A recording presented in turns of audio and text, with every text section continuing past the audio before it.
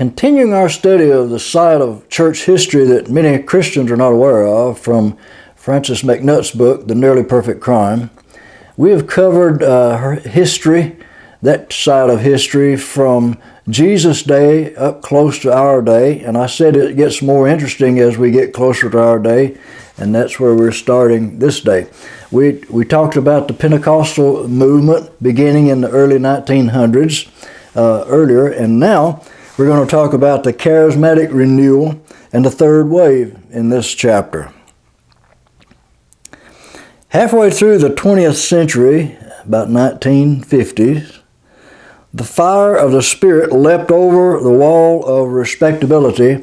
In other words, God started so many fires, and so many people were studying the Bible honestly and believing it, living it, and preaching it, that it began to gain the idea of praying for healing of the sick supernaturally began to be more respectable in more denominational settings. And it said this began to touch middle management of the established churches. I take it by middle management that McNutt meant the preachers, local preachers, pastors, and elders and church leaders, rather than the high-up denominational leaders and many of the laity, as they say, the regular church members. But it began to spread around the world and throughout more and more old-line denominations. In 1952, a man by the name of Tommy Tyson, a young, successful Methodist pastor, experienced the baptism of the Holy Spirit accompanied by praying in tongues. The elders of his church encouraged him to resign his pastorate, which he did. But his bishop wisely encouraged him to stay within the denomination, which he did until his death in 2002. Remember, this book was published in 2005, so that's as close to our day as Francis McNutt's book got, but it's getting pretty close. In 1959, Dennis Bennett, some of you may have heard of that name, an Episcopal rector in Van Nuys, California, had the experience of being baptized in the Spirit accompanied by praying in tongues. This time, the religious news reached the pages of Time and Newsweek magazines. Similar to Tommy Tyson, Dennis Bennett was forced to resign his parish position in California, but he resurfaced in another diocese in Seattle, Washington, as a pastor. He remained a faithful Episcopalian member until his death, but he was bold about sharing his Pentecostal experience and was responsible for leading many other ministers and lay people into the same experience. They began to write books about this, and it began to be televised. And so the news spread in this country and around the world, and the experience spread to more people. Soon the Spirit had struck into the heart of every denomination, Presbyterian, Lutheran, Mennonite, Baptist. In 1967, the Spirit touched the hearts of a number of young Roman Catholic leaders.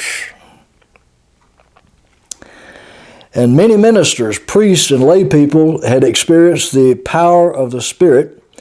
And by the 1970s, 1980s, almost every denomination was holding annual charismatic conferences. The fire is spreading. The devil couldn't put it out this time.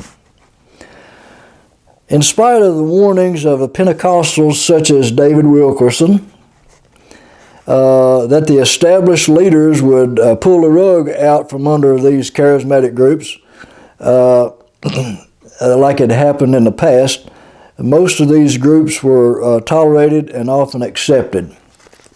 So it didn't happen as David Wilkerson prophesied or warned. 1975, this is the year I graduated from a church college, denominational college, and started my trek down the ministry road. In that year, 1975, Pope Paul VI gave a kind of official approval to Catholic Charismatic renewal, the people involved in that movement. This dramatic outpouring of the Spirit in all the mainline churches was accompanied by a renewed experience of all the charismatic gifts, healing, prophecy in particular, and casting out demons and so forth. This is a high point. The interdenominational charismatic meeting the high point was the International Charismatic Meeting held in 1977 at Arrowhead Stadium in Kansas City, Missouri. It was attended by about 50,000 people and represented almost all the major denominations as well as many independent Pentecostals. So the fire was spreading, and these people gathered from all over the world to this charismatic conference. And then McNutt talks about the third wave. I myself personally am not as aware of that third wave as he brings out here, but we're going to talk about it.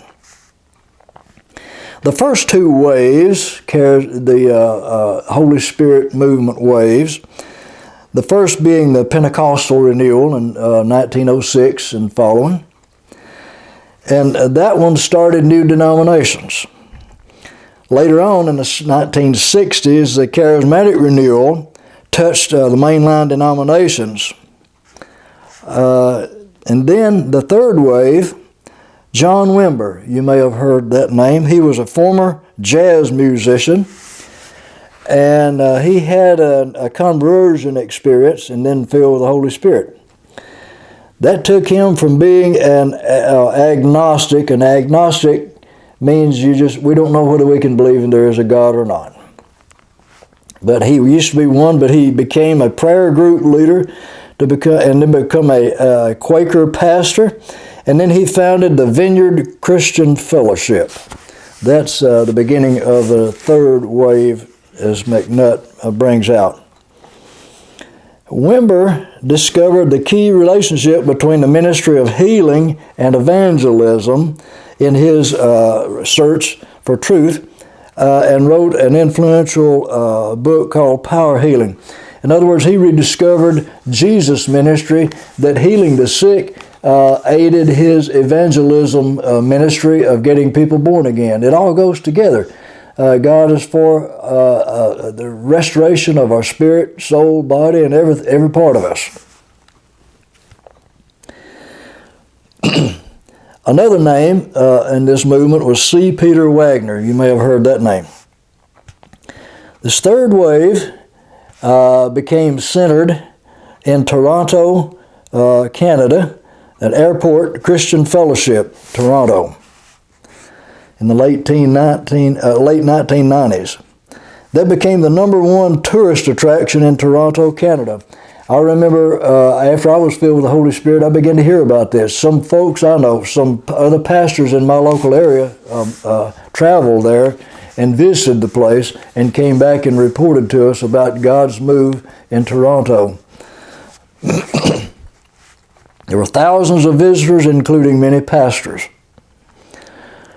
They were, some of the experiences was they were basking in the intense presence of God. Carpet time, they called it. This is just a warehouse, and nothing special, not a cathedral, not a church building as such. And a lot of people fell out under the power and stayed out for a while under the Holy Spirit, and they called it carpet time. A converted warehouse, and divine healing was a major emphasis in this exciting church, which came out of the Vineyard tradition and is pastored by John and Carol Arnault.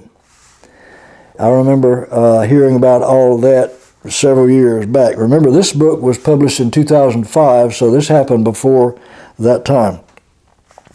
So many new fires were breaking out that they could no longer be counted or confined.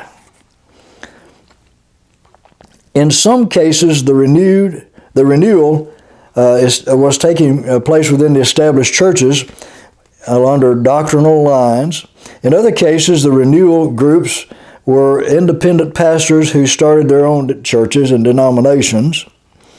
And of course, some of them named themselves bishops when their churches had grown to a sufficient size and prominence.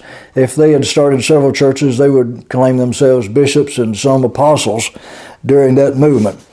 And then we'll talk about the expansion of that movement around the world in the next video.